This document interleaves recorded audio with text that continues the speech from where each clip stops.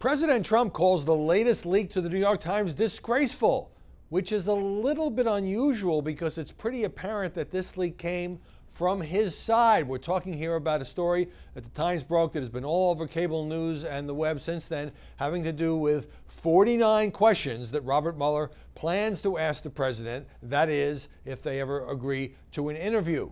And there's been a lot of talk about the substance here, and just in case you have missed it or haven't tuned in, the questions range from the president's relationship with his personal lawyer, Michael Cohen, to the president's knowledge of that 2016 Trump Tower meeting with Jared Kushner, Paul Manafort, and that Russian lawyer who now says she was an informant for the Russian government. Also being asked about such things as Jared Kushner, his son-in-law. Did the president know about setting up what Kushner called a back channel with Russian ambassador, Russian officials during that transition period after the election? There's a very long list here, including the president's firing of Jim Comey, of course, and his musings about or possible attempts to get rid of Jeff Sessions and Mueller himself. So I can tell you, as a guy who used to cover the Justice Department, to have this kind of leak of the actual questions that prosecutors are planning on asking is so unusual that I cannot think of another example. But at the same time, the Mueller operation has been remarkably leak-free.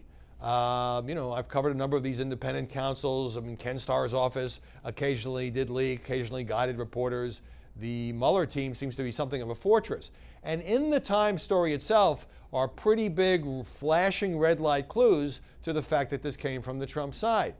For example, the paper says that these documents were provided to the Times by a person outside Mr. Trump's legal team. So the backstory here, and I saw a Times reporter Michael Schmidt on MSNBC saying these were basically notes taken by Trump's lawyers during a meeting with the Mueller team to discuss what the scope of the questioning would be. In an effort to persuade the president to sit down with the special counsel, the Mueller folks were saying, well, here are the topic areas, here are the kind of things we're going to be asking about, and to try to, give a reasonable scope the president might agree to. Now, I'm not saying that this was leaked because there's a new guy on the legal team whose initials are Rudy Giuliani, although that's an interesting coincidence. But clearly, the Trump lawyers wrote all this down, gave it to somebody who gave it to the New York Times. So why would they do that, despite the president saying, so disgraceful, by the way, this was the tweet, that the questions concerning the Russian witch hunt were leaked, quote, leaked to the media. No questions on collusion. It goes on to say, illegally leaked classified information. Nice. Well, actually, there are some questions on potential collusion. Most of it, though, as the president says, deals with obstruction. Why was the president planning on firing people? What did he know? When did he know it? About the meeting with the Russian lawyer and all of that.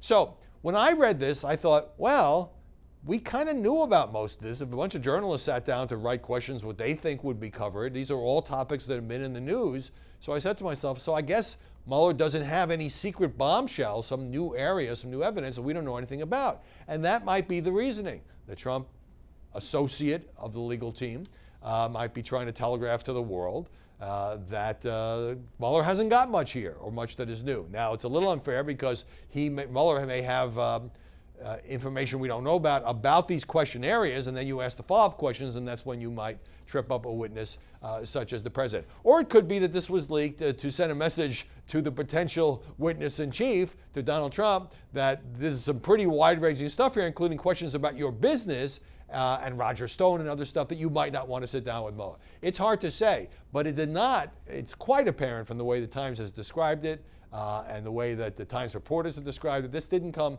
from the Mueller side. Now, will this interview ever take place? Who knows? It was on for a while, it looked like. Then it was off after the FBI raid of Michael Cohen's home and offices. Now Giuliani is back in talks with Mueller. But we now know at least the areas that the special counsel wants to discuss with President Trump.